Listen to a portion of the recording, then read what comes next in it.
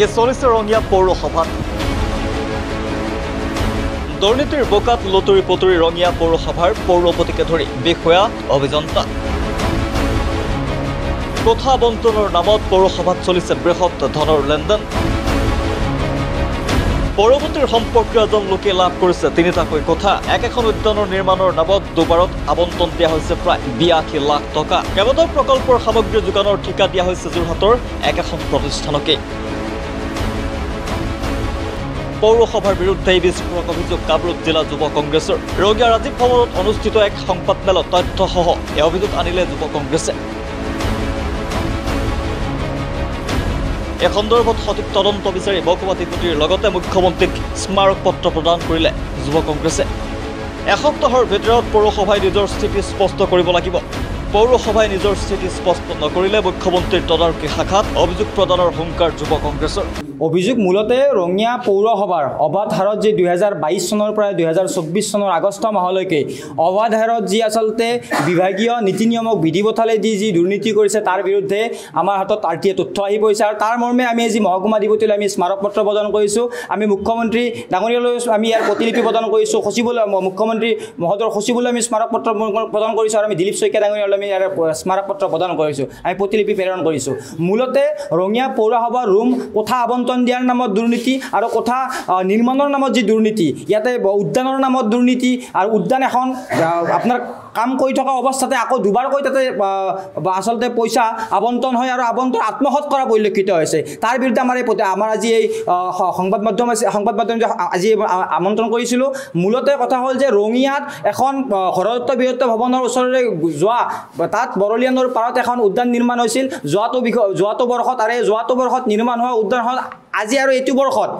বৰ্ষত আকৌ নতুন কৰি ইয়াত নামত ধন আবণ্টন দিয়া হৈছে আচলতে কাৰ আশীৰ্বাদত এইবোৰ হৈছে আৰু ৰঙিয়া পৌৰসভাত প্ৰায় ইয়াতে ছুপাৰ মাৰ্কেটত 39টা ৰুমৰ পৰা প্ৰায় 4 পৰা 5 লাখ টকা উপধন লোৱা বুলি আমি আচলতে জানিব পাৰিছোঁ তাৰ বিৰুদ্ধে আমি ইয়াৰ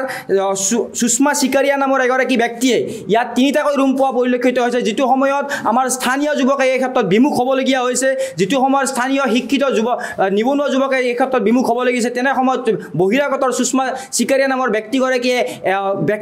3টাকৈ ৰুম পাবলৈ সক্ষম হৈছে আচলতে কিমান ধনৰ বিনিময়ত ইয়াৰ আচলতে এই ৰুম কেইটা তেওঁলোকে পাবলৈ সক্ষম হৈছে ইয়া আমাৰ বৃহৎ প্ৰশ্ন ইয়াৰ পিছত আমি দেখিবলৈ পোৱা গৈছে যে তিনিআলিত এখন 107 ফুট বহলৰ এটা কোঠা নিৰ্মাণত এখন ছাদ আচলতে নিৰ্মাণৰ বাবে দিয়া হৈছিল আৰু নিৰ্মাণৰ কাম সম্পূৰ্ণ নহওঁতে আৰু সমৰ দত্ত নামৰ ব্যক্তিগৰাকীক সেইটো ৰুমে আকৌ তেওঁলোক আবণ্টন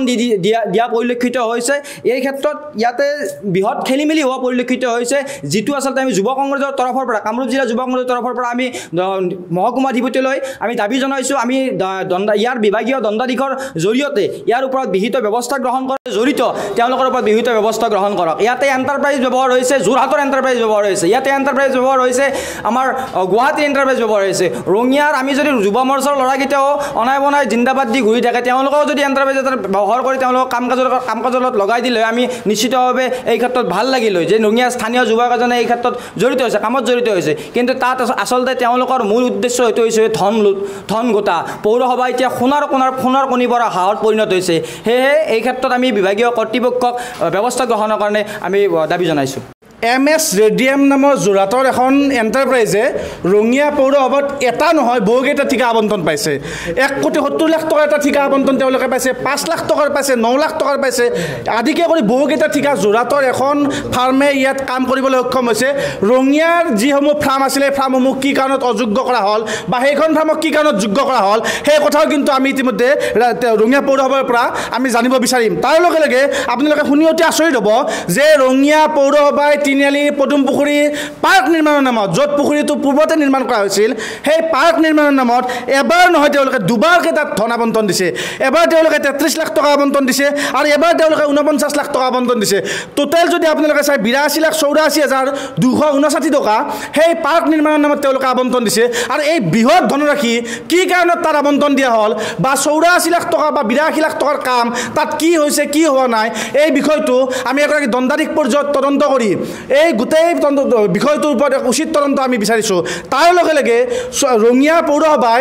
ৰঙিয়া বজাৰ গৃহ নিৰ্মাণ নামৰ এক ভয়াৱহ কেলেংকাৰী সংঘটিত কৰিছে একোগৰাকী ব্যক্তিক তিনিটাকৈ গৃহ আবণ্টন দিছে গৃহ নিৰ্মাণ নহওঁতে সেই গৃহত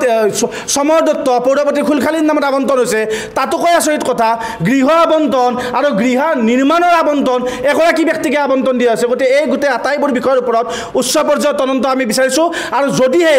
7 দিনৰ ভিতৰত ইয়াৰ উচিত তদন্ত নহয় তেন্তে আমি যুৱ কংগ্ৰেছে এই গোটেই বিষয়টো লৈ যিহেতু প্ৰত্যেকটো মুহূৰ্তত মাননীয় মুখ্যমন্ত্ৰীয়ে দুৰ্নীতিৰ বিৰুদ্ধে কথা কয় স্বচ্ছতাৰ কথা কয় এই গোটেই বিষয়টোৰ ওপৰত আমি মাননীয় মুখ্যমন্ত্ৰী দুৰ্নীতি নিৰ্বাহ শাখাৰ ওচৰলৈকে যাম আৰু এই দুৰ্নীতি নিৰ্বাহ শাখাৰ ওচৰলৈকে যোৱা নহয় সমৰ দত্তই যিটো গৃহ আবণ্টন পাইছে এই গৃহটো কি ধৰণে আবণ্টন পালে তাৰ বিৰুদ্ধে কিন্তু আমি ন্যায়ালয়ৰ দ্বাৰস্থ হ'ম আৰু এই আটাইবোৰ বিষয়ৰ ওপৰত আমি এটা কথা স্পষ্টভাৱে জনাব বিচাৰিছোঁ যে ৰঙিয়াৰ সন্মানীয় বিধায়ক আৰু মাননীয় সাংসদ দিলীপ শইকীয়া ডাঙৰীয়া এই দুয়োগৰাকী ব্যক্তি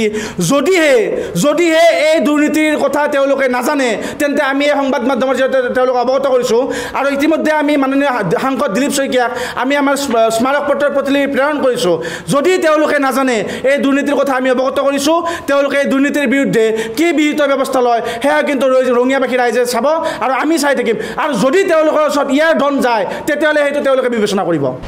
ৰিপৰ্ট সত্য দা ৰিয়েলিটি